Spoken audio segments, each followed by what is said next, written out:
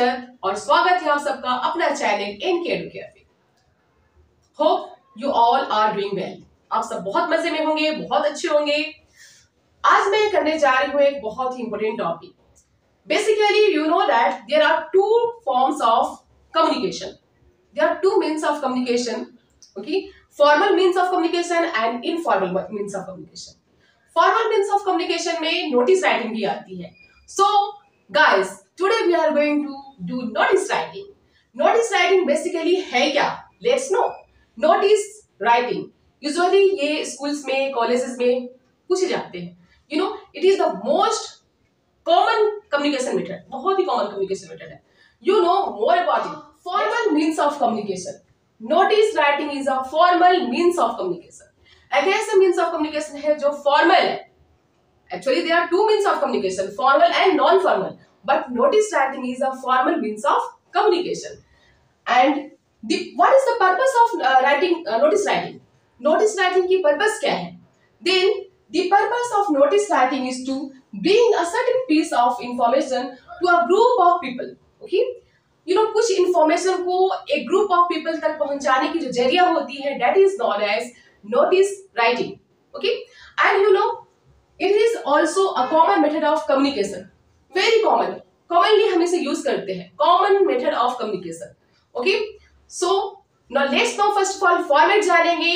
Format कैसे करते हैं और ये बहुत important है. उससे पहले हम जानेंगे कि ये schools में या colleges में कितने marks के usually पूछे जाते हैं.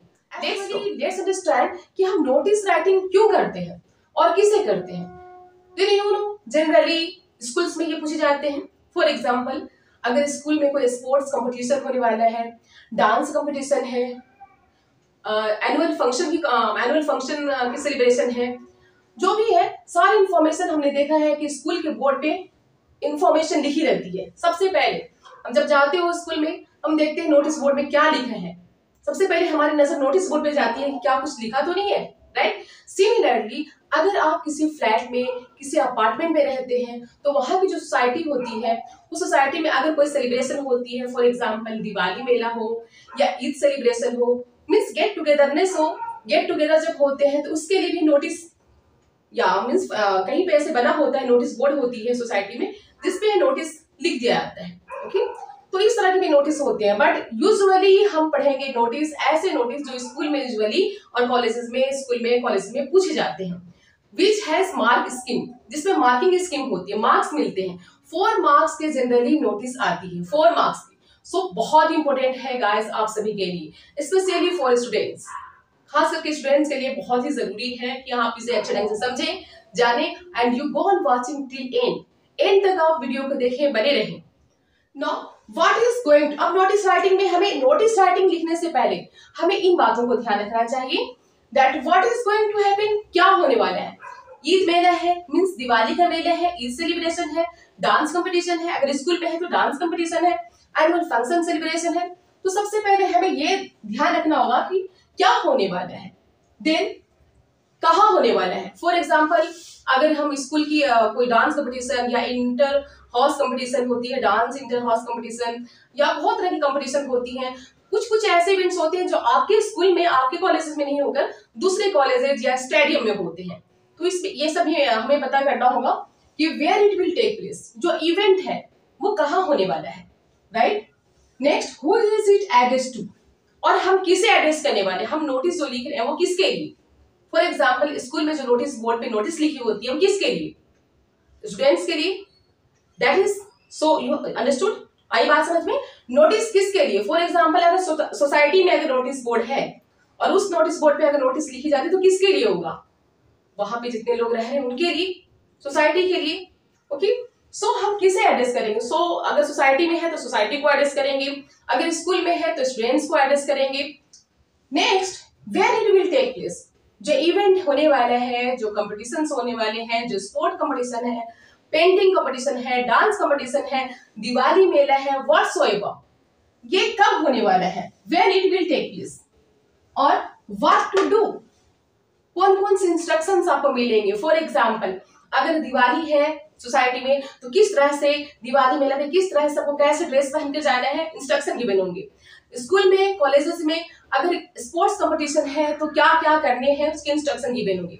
डांस कंपटीशन है तो डांस कंपटीशन में कैसे क्या करना है, किससे कॉन्टेक्ट करना है, ये सारी चीजें गिवन होती है कि क्या क्या करना है, इंस्ट्रक्शन गिवन होते हैं कि क्या क्या चीजें आपको करनी है, क्या चीजें आपको नहीं करनी है। अंडरस्टूड। नेक्स्ट है whom टू कॉन्टेक्ट। whom, अगर आप सपोज दैट इसमें पार्टिसिपेट करना चाहते हैं तो किससे कॉन्टेक्ट करें, whom to contact. Okay, school में स्पोर्ट कंपटीशन है, डांस कंपटीशन है, किससे आप कॉन्टेक्ट करें। आप पार्टिसिपेट करना चाहते हैं लेकिन पार्टिसिपेट करने के लिए आपको किसी से कॉन्टेक्ट तो करना होगा, किससे कॉन्टेक्ट करें। ये सारी चीजें जो होती है नोटिस राइटिंग में मेंशन होती है। तो चलिए समझते हैं। Now let's know marking scheme. School में जब आप नोटिस लिखोगे, कॉलेजेस में जब आप नोटिस लिखोगे तो उसके मार्किंग स्कीम क्या होगी, कैसे मार्क्स दिए जाएंगे। जनरली स्कूल में बच्चों को कैसे मार्क्स दिए जाते हैं उस मार्किंग स्कीम को, उस पैटर्न को समझते हैं। मार्किंग स्कीम में क्या है, फॉर्मेट के लिए 4 मार्क्स मिलते हैं बच्चों। टोटल नोटिस राइटिंग के 4 मार्क्स मिलते हैं। सो 4 मार्क्स, ओके, अगर आपको आसानी से मिल जाए कितनी अच्छी बात होगी।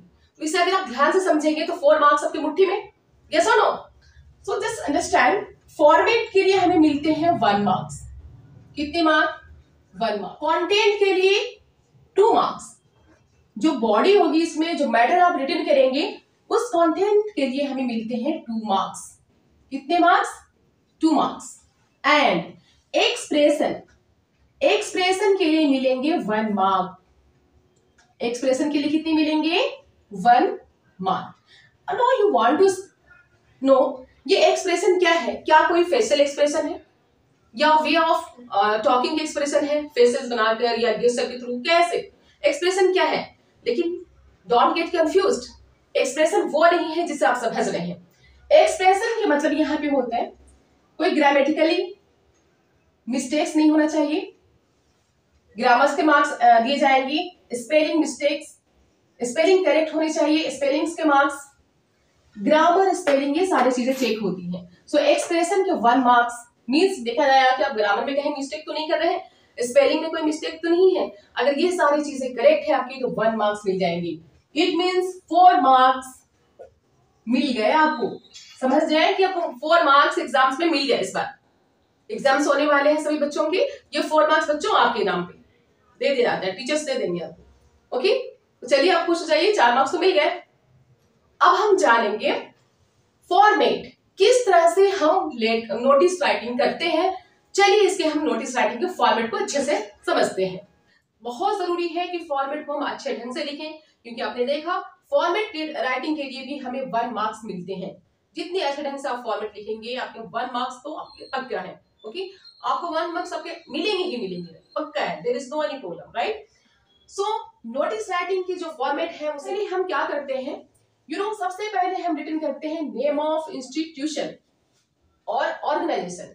जिस इंस्टीट्यूशन के द्वारा कोई इवेंट लॉन्च किया जा रहा है, ऑर्गेनाइज किया जा रहा है, उस इंस्टीट्यूशन का यहाँ पे हम नाम लिखते हैं। ओके, मे बी कि आपकी कोई ऑफिस में जॉब करते हैं तो ऑफिस वाले भी अपने तरह तरह के इवेंट्स लॉन्च करते हैं, ऑर्गेनाइज करते हैं, तो वो ऑफिस वाले की भी अपनी होती है नोटिस राइटिंग बोर्ड, उस पर भी ये लिख सकते हैं। ओके, सो किसी भी इंस्टीट्यूशन या ऑर्गेनाइजेशन की नोटिस राइटिंग के लिए सबसे पहले हम उसमें क्या करेंगे, ऑर्गेनाइजेशन या इंस्टीट्यूशन के नेम रिटन करते हैं। उसके बाद हम रिटन करते हैं नोटिस, और नोटिस याद रखिए बच्चों की नोटिस ना हमेशा कैपिटल में लिखा होता है, कैपिटल में लिखना है, NOTICE, कैपिटल लेटर में। ओके, और जस्ट इसके लेफ्ट हैंड कॉर्नर में हमें लिखने हैं डेट। ओके, बट डेट हम कैसे लिखें इस चीज का भी ध्यान रखना है। फॉर एग्जाम्पल अगर आप लिखते हो 25th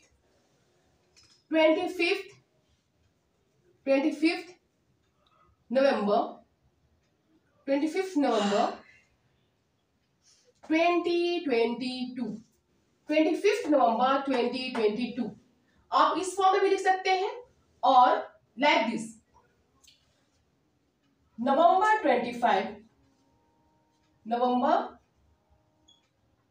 25, इसके बाद कॉमा देना होगा, नवंबर 25, 2022, बिल्कुल लेटेस्ट फॉर्मेट है। Okay, as per CBSE guidance, this is the latest format. Okay, so हम इस तरह से भी लेटर लिखते हैं 25 नवंबर 2022, इसमें कोई कॉमा नहीं। लेकिन अगर हम मंथ नेम रिटर्न करते हैं, उसके बाद डेट है नवंबर 25, देन इसके बीच में हमें डालना होगा कॉमा, नवंबर 25 2022। तो इस तरह से हमें डेट मेंशन करने होंगे। ओके, डेट मेंशन करेंगे इस तरह से 25 नवंबर 2022, इसमें कोई कॉमा नहीं। लेकिन जब हम लिखेंगे नवंबर 25 2022, देन नवंबर 25 के बाद हमें देना होगा comma. This is the correct way of writing date. Okay, now उसके बाद हाँ next body. After title and heading, title और हेडिंग के जस्ट बिलो हम स्टार्ट करेंगे body, means content, content of the notice writing. Body क्या है, क्या रिटर्न करना चाहते हैं। ओके, इसमें हम रिटर्न करेंगे, but remember that it should not extend more than 50 words. Okay, 50 word से ज्यादा एक्सीड नहीं करना चाहिए। शुड नॉट एक्सटेंड और एक्सीड 50 वर्ड्स। 50 वर्ड से ज्यादा हमें एक्सीड नहीं करते हैं नोटिस राइटिंग में। अंडरस्टूड?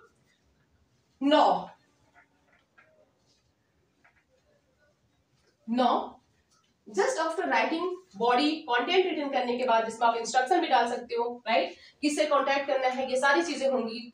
उसके बाद name, who is writing this, कौन लिख रहा है notice, who is writing this notice, उसका नेम यहाँ पे मेंशन होना चाहिए। और डेजिग्नेशन, डेजिग्नेशन क्या है, फॉर एग्जांपल अगर आप अपने स्कूल के हेड गर्ल हो या हेड बॉय हो, ओके, और अपने तरफ से आप नोटिस ऑर्गेनाइज कर रहे हो, नोटिस लिख रहे हो, दैट स्पोर्ट कंपटीशन होने वाले हैं, आपकी ड्यूटी दी गई है कि आप उस पे नोटिस बोर्ड पे लगाएं, तो आप यहाँ पे कर सकते हो नेम।